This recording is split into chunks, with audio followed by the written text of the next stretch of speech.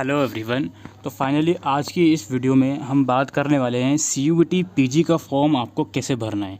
आपसे रिक्वेस्ट है सबसे पहले इस जो CUET पीजी है इसका प्रोस्पेक्टस रीड करिए, और या फिर आप हमारी वीडियो भी देख सकते हैं जो हमने प्रोस्पेक्टस के ऊपर बनाई है।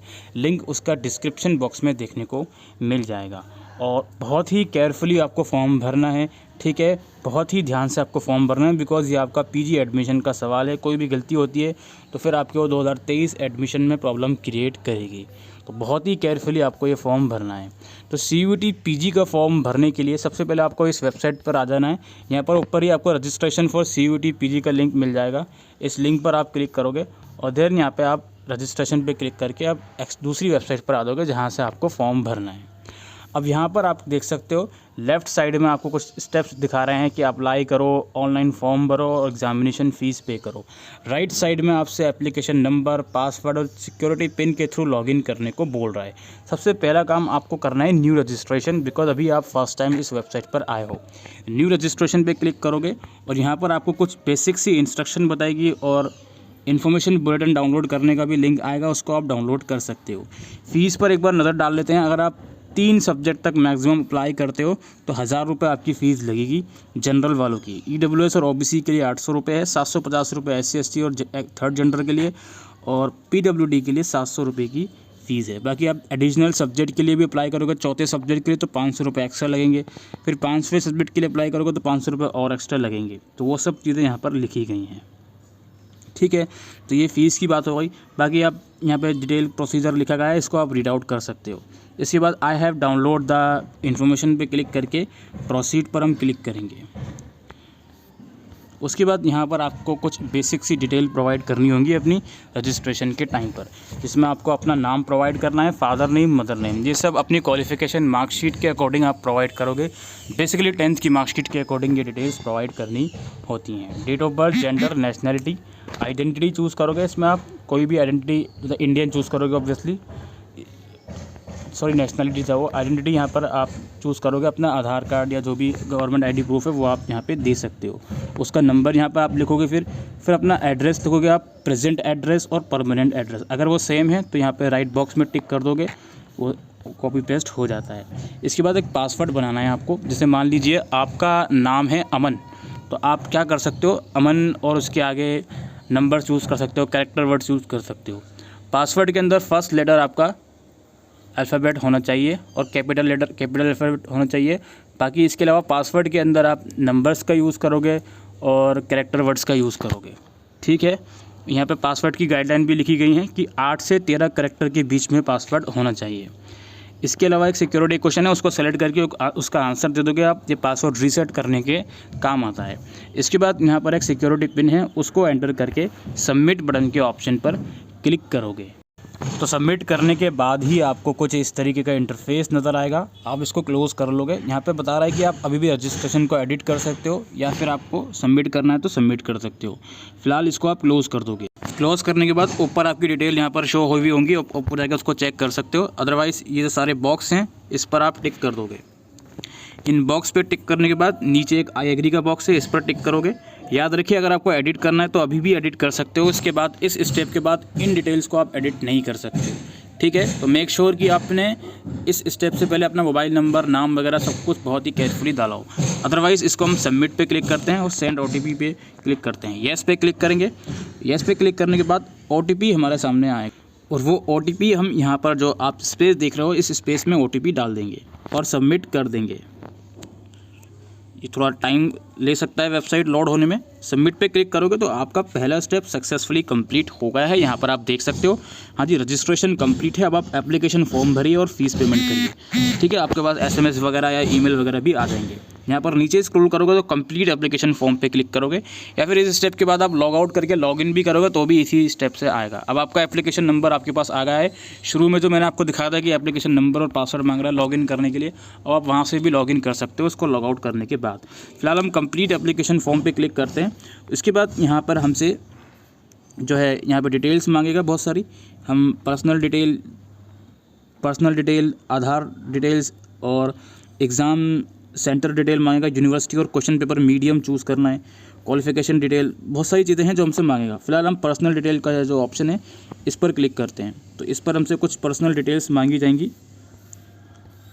कुछ डिटेल्स ऑलरेडी हमको एंटर हुई हुई मिलेंगी और कुछ हमको एंटर करनी है। गार्डियंस मोबाइल नंबर आप ऑप्शनल है, एंटर कर सकते हो।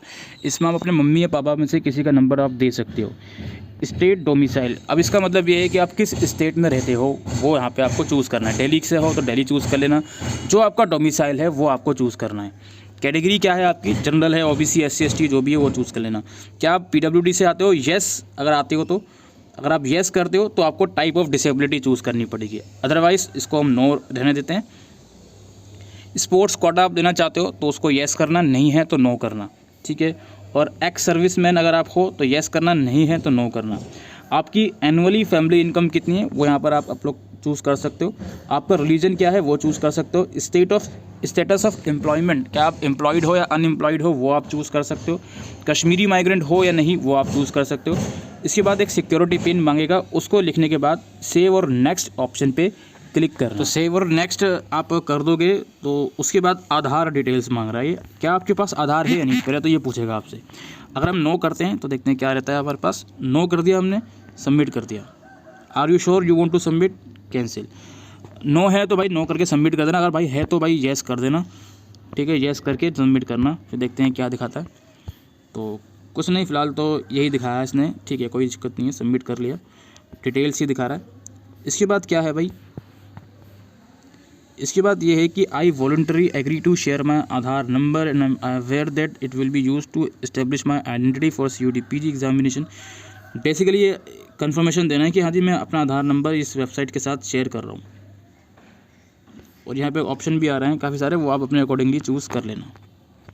तो यहाँ पे 3 ऑप्शन है दोस्तों। Candidate are requested select any one, कोई भी ऑप्शन आप चूज़ कर लो इसमें से कोई। इसमें मुझे लगता नहीं कोई ऐसा इसमें प्रॉब्लम क्रिएट करेगा अगर आप नॉट विलिंग भी चूज़ करोगे तो भाई ये इसमें तो आपकी ही डिसीजन है, आप अपने अकॉर्डिंगली चूज़ कर लेना, ठीक है। और बाकी I confirm that I have read and understood the instruction, इसको क्लिक करके अगेन सिक्योरिटी पिन मांगेगा और फिर सबमिट पे क्लिक करना। उसके बाद क्या है जी, हाँ उसके बाद है ये पेपर डिटेल्स मांग रहा है। तो हम यहाँ देखते हैं अप्लाई फॉर CUET PG, ये तो CUET PG ही रहेगा, ठीक है। अब यहाँ पे टेस्ट पेपर के कोड आपको चूज़ करना है दोस्त, आप कौन सा कोड में। अब जो आप प्रोस्पेक्टस अगर आपने रीड किया होगा तो उसमें साफ साफ लिखा रहेगा कि भाई कौन कौन सा कोड है किस किस यूनिवर्सिटी का। तो वो आप अपने अकॉर्डिंग पहले तो देख लेना कि यार मैं किस कोड के लिए अप्लाई कर रहा हूँ। जैसे B.Ed भी है, DU के अंदर अगर आप B.Ed के लिए भी अप्लाई कर रहे हो तो ये B.Ed लैंग्वेज के लिए अप्लाई करो तो 05 लगेगा, और I think humanities and social science के लिए करो तो ये लगेगा। तो आप इसमें चूज़ कर सकते हो जितनी भी सब्जेक्ट आपको चूज़ करना है। तो मैथमेटिक्स का अलग कोड है, कॉमर्स का अलग कोड है ना, तो वो आप अपने अकॉर्डिंग चूज़ कर लेना। लेकिन इन कोड को चूज़ करने से पहले दोबारा रिपीट करता हूँ भाई, अपना सारी चीज़ें चेक कर लो जाकर। अपना जो यूनिवर्सिटी है आपकी वो कौन सा कोड मांग रही है कौन सा नहीं वो चेक कर लो। कैसे चेक करना है वो आपको प्रोस्पेक्टस से चेक करना है। चलिए वो भी मैं आपको बताता हूँ चेक करना कैसे है कि कौन सा कोड हमें चूज़ करना है। देखिए आप प्रोस्पेक्टस ओपन करोगे ना, प्रोस्पेक्टस में अपेंडिक्स के अंदर आना आप।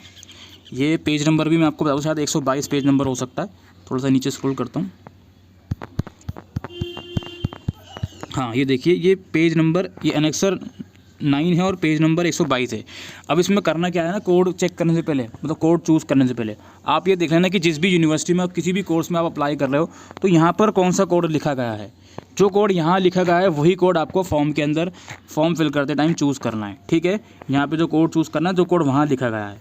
अब मैंने रैंडमली बहुत सारे कोड चूज़ कर लिया, आप अपने अकॉर्डिंग चूज़ करोगे जो भी कोड आपको चूज़ करना है, ठीक है। आई होप आप समझ रहे हो कि क्या यहाँ पे आपको समझाने की कोशिश करी जा रही है। कोड बहुत केयरफुली चूज़ करने हैं, ये बहुत इंपॉर्टेंट स्टेप है आपके फॉर्म भरने का, ठीक है। जैसे मैंने बहुत सारे कोड चूज़ कर लिया, अब इसको हम रहने देते हैं। एग्ज़ाम सेंटर का प्रेफरेंस देना है, दिल्ली हम चूज़ करेंगे और दिल्ली में तो दिल्ली रहेगा। इसके बाद हम हरियाणा चूज़ कर लेते हैं, फरीदाबाद रहेगा, ठीक है। 2 प्रेफरेंस हमको चूज़ करने हैं, ठीक है। इसके बाद है फादर का ऑक्यूपेशन क्या है, तो आप यहाँ पे चूज़ कर लेना। अगर इसमें नहीं है तो अदर्स डाल देना, कोई इशू नहीं है।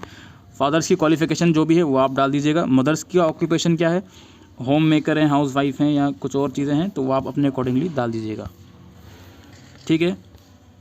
इसके बाद मदर क्वालिफ़िकेशन स्टेटस वो आप डाल दीजिएगा। इसके बाद सिक्योरिटी पिन डालने के बाद सेव और नेक्स्ट पे क्लिक करिएगा। दोस्तों आई होप आप आपको ये वाला स्टेप समझ में आ गया होगा। आपको कोड चूज़ करने से पहले बस ये देख लेना है कि आप जिस भी यूनिवर्सिटी में इंटरेस्टेड हो उस यूनिवर्सिटी में उस कोर्स का कोड क्या है, वही कोड यहाँ पर आपको टिक करना है, दैट्स इट, और कुछ नहीं करना। मैंने यहाँ पे बहुत सारे कोड चूज़ कर लिया, पता नहीं क्यों, जो कि मैं आपको जस्ट फॉर्म भर के दिखा रहा हूँ। आपको सिर्फ वही कोड चूज़ करना है जिसमें आप इंटरेस्टेड होगे। और मैं दोबारा रिपीट करता हूँ, बीएड के लिए जो अप्लाई करने जा रहे हैं, प्लीज़ अपनी यूनिवर्सिटी के आगे देख लीजिए कि आपका यूनिवर्सिटी बीएड का कौन सा कोड एक्सेप्ट कर रही है। और मोस्ट इंपॉर्टेंटली ये देखना है कि आपको किस सब्जेक्ट में, किस पेडागोजी में बीएड करना है, तो वो पेडागोजी का बीएड का कोड क्या है। क्योंकि बीएड के डीयू की भी अगर मैं बात करूँ 2 से 3 कोड हैं, इसलिए ये चीज़ बार बार आपको बताई जा रही है। मैंने ये चीज़ इस स्टेप में क्लियर करी है। आई होप आपके मन में कोई डाउट नहीं रह गया होगा। और ये भी मैंने आपको बता दिया कि कैसे आपको पता चलेगा। अपना प्रोस्पेक्टस डाउनलोड कीजिए, उसमें जाइए एनेक्सर 9 के अंदर, उसमें सारी चीज़ें लिखी गई हैं। थोड़ा सा टाइम लगेगा उसको रीड करने में, स्क्रॉल करने में, लेकिन आपको ये काम करना पड़ेगा। बिना उस काम को किए आप नहीं कर सकते हो वो चीज़, ठीक है। अच्छा, ये सब चीज़ें हो गई। इसके बाद हम इसको पिन डाल के सेव करते हैं। तो ये सब चीज़ें हो गई हमारी। कोड हमने चूज़ कर लिया, एग्ज़ाम सेंटर का प्रेफरेंस और ये पेरेंट्स की क्वालिफ़िकेशन में चूज़ कर ली। उसके बाद हमारा मीडियम चूज़ करना है हमको। हम कोड यहाँ पे चूज़ करके आए हुए हैं, ठीक है। कोड चूज़ करके आए हुए हैं, वो दिखाएगा कि आपने ये कोड चूज़ करें। देखो मैंने बहुत सारे कोड चूज़ कर लिया, पता नहीं, मुझे याद भी नहीं मैंने कौन कौन से चूज़ कर लिया। अब जो भी चूज़ करें, खैर इसमें क्या होगा, पहला कोड हमने चूज़ करा था ACQ-P3। ये हमारा हिंदी है for section A only, English for section A only. Basically ये जो कोड मैंने चूज़ करा है ना, ये संस्कृत का कोड है। ये संस्कृत का कोड है, इसका पेपर संस्कृत में आएगा पार्ट बी का। लेकिन पार्ट ए में हमारे पास हिंदी या इंग्लिश का ऑप्शन है, तो वो चूज़ करना है। तो आप जो भी कोड चूज़ करोगे ना, उसके अकॉर्डिंग यहाँ पर दिखाएगा, ठीक है। उसके अकॉर्डिंग यहाँ पर दिखाएगा। परेशान नहीं होना है बिल्कुल भी, इसलिए कहा जाता है कि प्रोस्पेक्टस रीड करो। ये मैंने हिंदी चूज़ कर लिया सेक्शन ए का।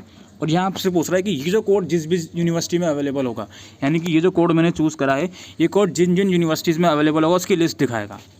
आपको डिसाइड करना है कि आप इसको BHU से करना चाहते हो या नेशनल संस्कृत यूनिवर्सिटी त्रिपुर्ति से करना चाहते हो, तिरुपति से। तो मैं फ़िलहाल बनारस हिंदू विश्वविद्यालय चूज़ कर लिया मैंने। अगर दोनों करना है दोनों कर लो, सेलेक्ट ऑल करना है सेलेक्ट ऑल कर लो, कोई इशू नहीं है। दोनों करो सेलेक्ट ऑल करो, एक ही बात है। BHU कर लिया।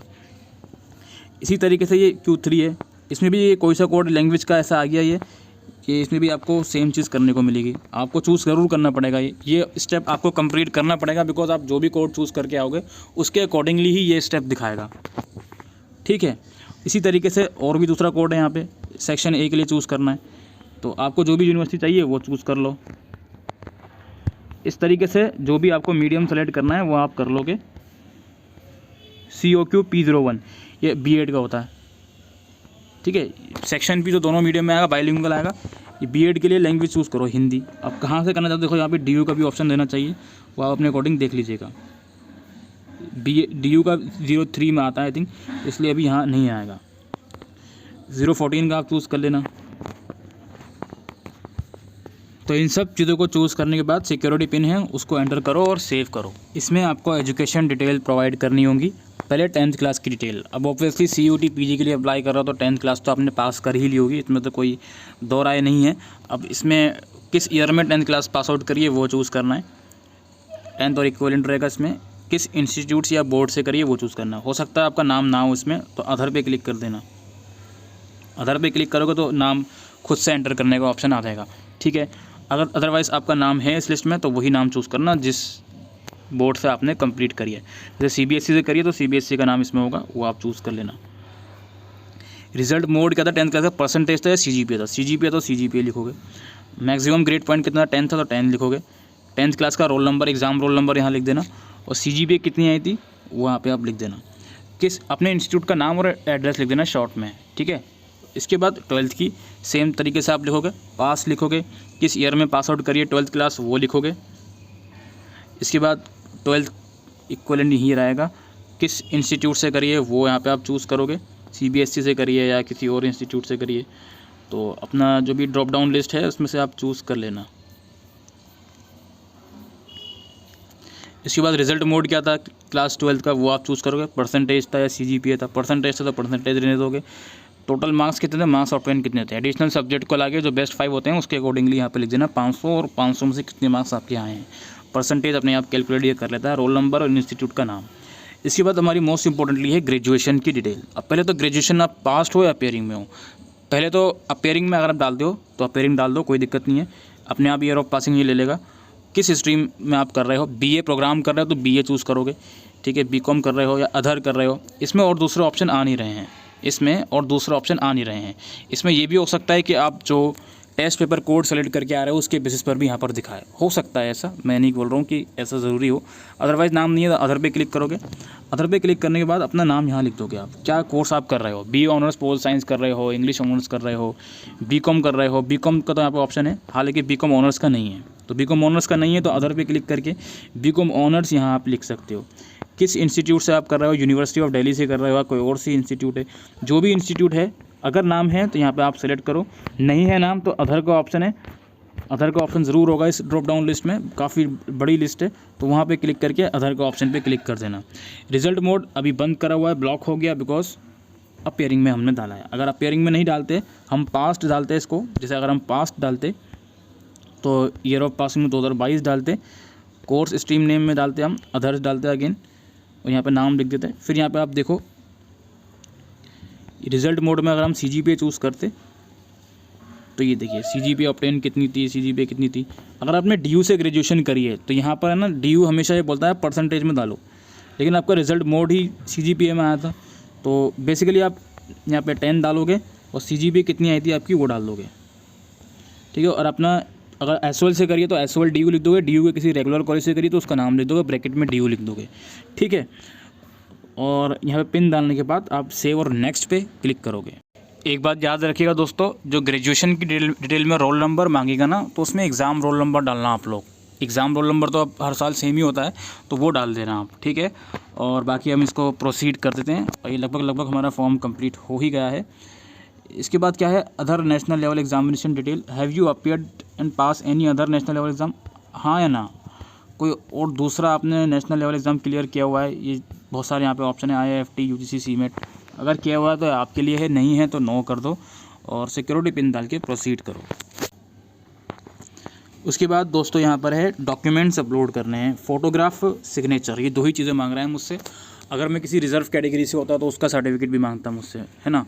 तो फिलहाल फ़ोटोग्राफ और सिग्नेचर अपलोड कर दीजिएगा। यहाँ पे ये डॉक्यूमेंट साइज़ भी यहाँ पे लिखा गया है, 10 से 100 KB तक का फोटोग्राफ का साइज़ है और 4 से 100 KB तक का सिग्नेचर का साइज़ है। तो यहाँ पे आपको अपलोड करना है, चूज़ फाइल पे क्लिक करके। डॉक्यूमेंट अपलोड करने के बाद सिक्योरिटी पिन का डालने का ऑप्शन आ जाएगा, उसको आप डाल के कर देना। Please review the following information. अच्छा, आप जो इन्फॉर्मेशन दिखाएगा आपने क्या क्या चीज़ें एंटर करी है, इसको आप रिव्यू कर लोगे। चीज़ों को रिव्यू करने के बाद यहाँ पे जो बॉक्स रहेंगे इस पर आप टिक कर दोगे। टिक करने के बाद यहाँ पे एक आई एग्री पे टिक कर दोगे और फाइनल सबमिशन पे क्लिक कर दोगे। यहाँ पे आप आर यू श्योर, हाँ जी हम श्योर हैं, इस पर क्लिक कर दोगे। देन यहाँ पे सब कुछ कंप्लीट हो गया, बस रह गया पेमेंट का ऑप्शन। यहाँ पे आपका एडिट भी कर सकते हो अभी भी आप, अदरवाइज़ यहाँ पे अपना ईमेल वेरीफाई करो और अपना पेमेंट ID पेमेंट वगैरह कर दो, ठीक है। ईमेल वेरीफाई करने के लिए इस पर आप क्लिक करोगे।